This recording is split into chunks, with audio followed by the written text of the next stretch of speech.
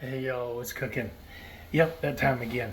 I love going to lunch at Olive Garden from time to time because I love their soup and salad, particularly the Zuppa Tuscana. That is my favorite. It's just really, really good, especially on a cool autumn or winter's day. And so I'm gonna make my copycat version of Zuppa Tuscana. So come along with me and let's get cooking.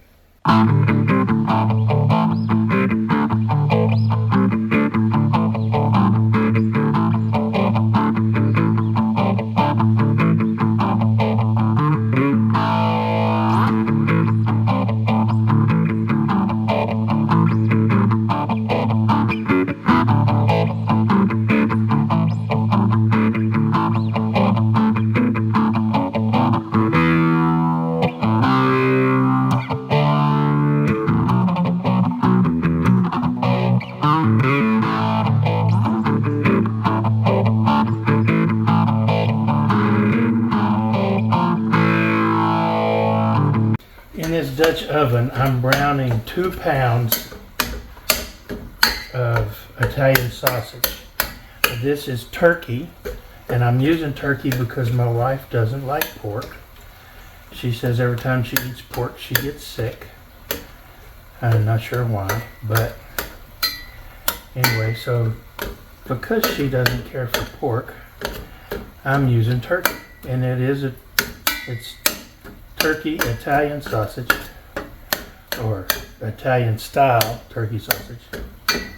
Smells like Italian sausage. I'm sure it'll taste like it. When I've made this before, and I should have, I don't know why I wasn't thinking, instead of using 2 packages or 2 pounds of this, I don't know why I didn't just use what I usually use and go with 1 package of the Italian and 1 package of the Genio hot, because I like the heat that sausage gives the dish.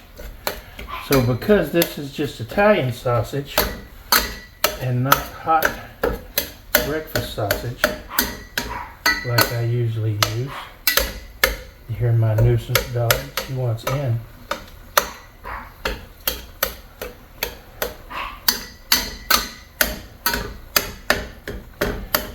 Actually my wife's dog. Anyway, because I'm using Italian sausage, what I'm going to do is I'm going to throw a little cayenne into the mix before it's all said and done, just to give it that little kick. So let me get that browned and I'll come back. Now turkey doesn't have much fat, so I added some extra virgin olive oil, and right now I'm going to add 1 large sweet onion. You can use yellow, you can use red, you can use whatever you want. I should be using 2, but I don't want to use 2 because I'm lazy and I don't want to take the time to cut another one up. So what I'm going to do, I'm going to cook. Now I'm varying from the recipe I have a little bit because I just added the onions in here. Now what the recipe tells me to do, and it's a copycat recipe, what the recipe tells me to do is to cook the potatoes and the onions and the garlic in a separate pot until the potatoes are done, and then add them to the mix. I don't do it that way. Again, I'm lazy. I don't want to do it that way. So because I'm only using 1 sweet onion,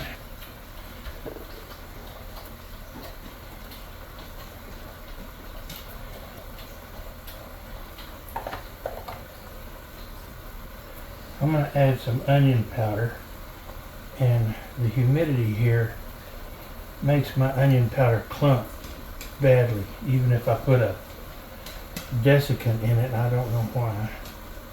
So that's roughly a teaspoon of onion powder. The only time measurements are super critical is when you're making a cake. This ain't no cake. I'm also going to add garlic. It calls for, now this is a double recipe. It calls for 2 cloves, and I like a lot of garlic. So does my family. So we're going to put that much in there. Now we're going to give this a good stir, or as Rachel Ray would say, Rachel Ray. You watch Rachel Ray? I used to. Once in a while. Give it a good zhuzh. Zhuzh. A good zhuzh. Where's that word even come from?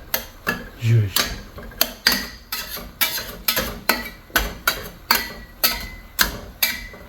Maybe the same place smidgen comes from.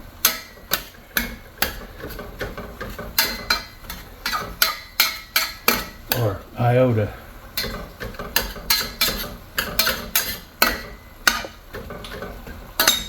Words you don't hear very often anymore. Smidgen and iota.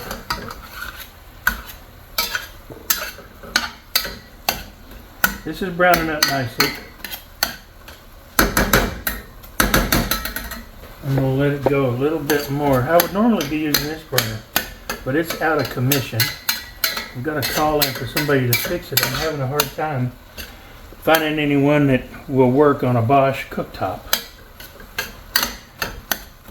Imagine that.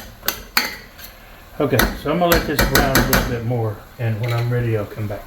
Now remember, it says to cook this separate, take the meat out, cook your potatoes, and then add the meat and some other ingredients back in. I'm not going to do that. Why? Because I'm lazy. I told you. So, to this pot, we're going to add a quart of water. Oops, I lied, 2 quarts of water. So 2 quarts of water and 1 quart of chicken stock or broth.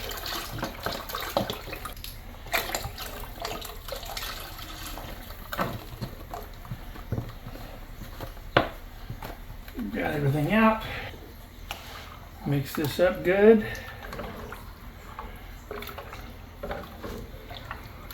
It really is smelling good in here already. Now I'm going to add the potatoes gently. As gentle as I can be. And what I will do is I will bring this to a simmer. Let these potatoes get soft. And once the potatoes are done, which will probably be about 15-20 minutes, I'll come back. And we will continue this recipe. Why am I breaking it into smaller chunks? Because my wife doesn't like big ones. She complains if I don't get it chopped up fine enough. Okay, so I'll bring this up to a slight boil or simmer and I'll cook the potatoes till they're done. Really me, I almost forgot something, folks. What was that? Cayenne pepper. Again, not a whole lot. I just want to give it a little zing. If I get it too hot, my daughter can't eat it. She has a tender mouth. She has developed a wimpy mouth concerning spices of late, and I don't know why. She don't either, but it makes her crazy. Okay, now we'll keep cooking the potatoes and I'll come back. Now, while I'm cooking the potatoes, I'm gonna chop up some baby kale because it's gotta have kale in it. I don't want the stems. Doesn't have to be a real fine chop. That's right enough.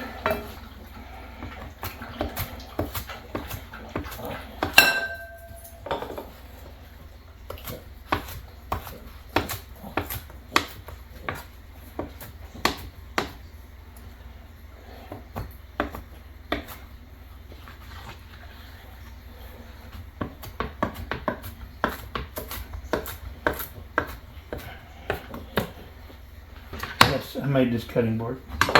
So I'm obviously going to be at this for a little bit, but that's okay because the potatoes are cooking. And when I get all this chopped up, I'll come back. Okay, these came up to a boil, so I reduced it to a simmer. Or this, I should say, not these. This came up to a boil, so this pot nearly isn't big enough. But it is.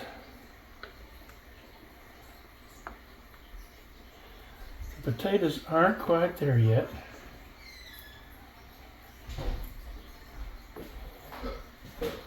Yeah, they're still too firm. So I've got everything else ready to go. It calls for this recipe calls for Calls for half a cup of bacon bits. This is closer to a full cup. I'm going to use it all.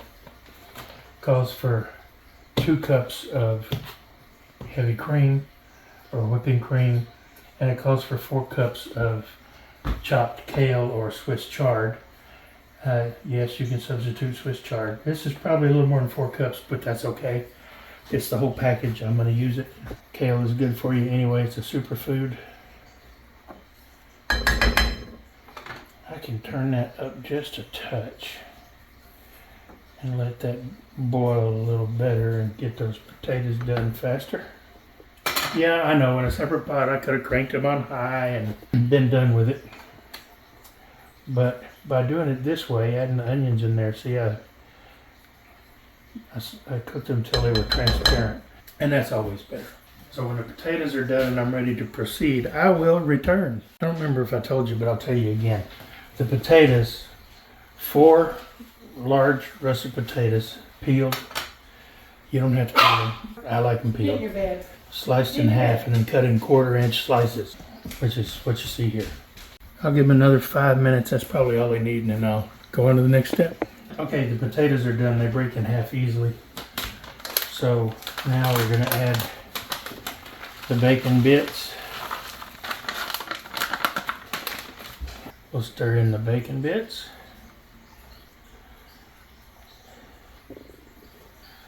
Turn that down a little bit, just a little. Add salt and pepper to taste. I don't think it's going to need a whole lot. We'll see. I'll taste it in a minute. Now after you put the bacon bits in and the salt and pepper, you simmer it another 10 minutes.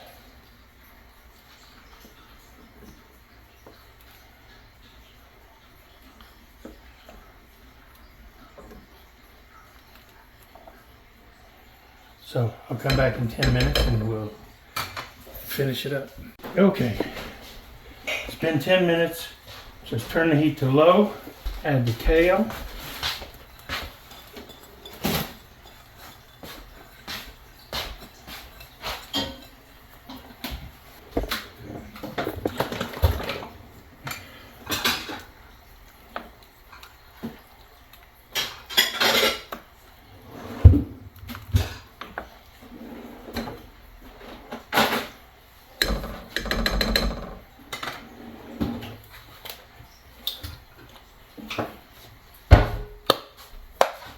And the cream. Easy boy. Don't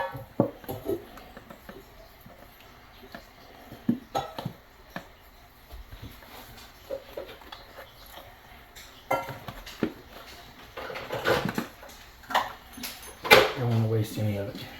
And heat through. So let me stir this up, get the cream all mixed in nicely.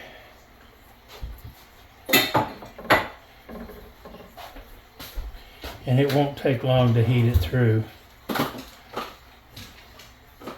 because this was at about 210 degrees.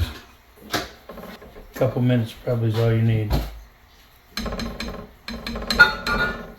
And it's done. So we'll get it served up and we'll see how it tastes.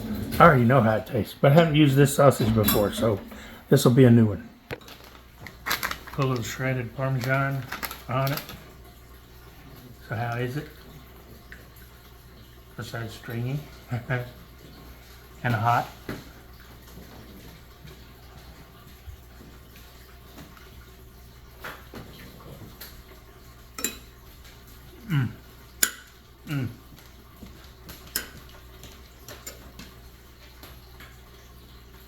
Oh my. I ain't kidding you. Every bit as good as Olive Garden's. I can't hardly tell the difference, except they have more fennel in their Italian sausage than this does, and I don't like fennel. But it's yum. It's easy, doesn't take all that long, really, and it's just yum, especially on a cool winter's eve. You gotta try it.